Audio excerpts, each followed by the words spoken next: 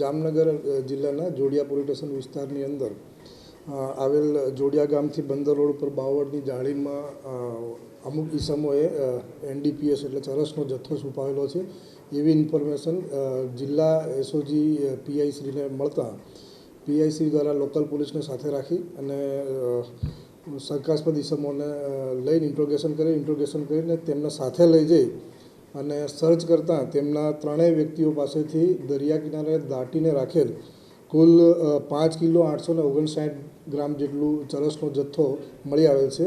એ ઈસમોનું નામ છે ફરીદ બશીરભાઈ ખોડ વાઢેર છે, અજીત મામદભાઈ ગાધ વાધેર છે, અસગર ગનીભાઈ પાલેજા વાધેર છે. આ ત્રણેય ઈસમોને ઇન્ટ્રોગેશન કરતાં તેઓ દ્વારા એવું જણાવેલ છે કે અમને દરિયાની અંદર મળેલ છે, પણ હજુ સીધી રીતે હકીકત જણાવતા નહીં હોય એનું ઇન્ટ્રોગેશન હાલ ચાલુ છે. આરોપીની ગુનાના કામે ધરપકડ કરવામાં આવેલ છે અને રિમાન્ડ લેવાની પ્રોસેસ કરવામાં આવેલ છે.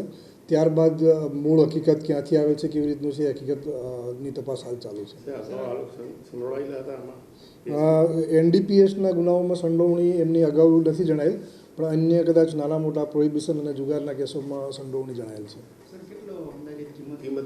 આની કિંમત આશરે આપણે 5 કિલો 859 ગ્રામનો 8,78,850ની કિંમતનો થાય છે અને એ લોકો પાસેથી એમના મોબાઈલ પણ આપણે રિકવર કર્યા છે.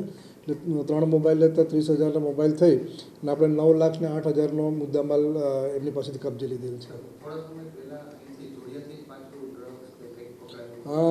500 ગ્રામ જેટલું ચરસનો જથ્થો જ પકડાયો હતો.